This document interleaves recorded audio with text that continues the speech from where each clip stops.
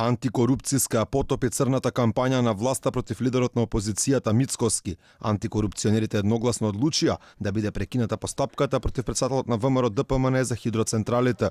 Комисијата овој предмет го отвори по собствена иницијатива, по наводите објавени во медиумите, за кои кажаа дека биле неосновани. Одлуката која беше спорна е објавена во јануари 2014 година, а Мицковски станал советник на Груевски во април 2015 година. Сето ова што претходно го наведов говори дека наводите кои што беа искажани во медиумите во делот на неговото влијание, во делот на обезбедените средства за финансирање се неосновани.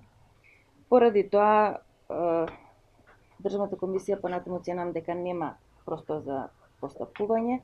Предлагам предметот да се постапката да се запре и предметот да се затвори. Токму хидроцентралите бе еден од главните адути на владачката СДСМ во негативната кампања против политичкиот ривал. Во време кога Мицковски му бил советник на Груевски по пат на непосредна спогодба од владата на истиот тој Никола Груевски добил 33.000 метри за изградба на хидроцентрала во катастарска општина Пехчево. По одлуката на антикорупцијска на Фејсбук реагираше потпредседателот на ВМРО ДПМН Александар Николовски.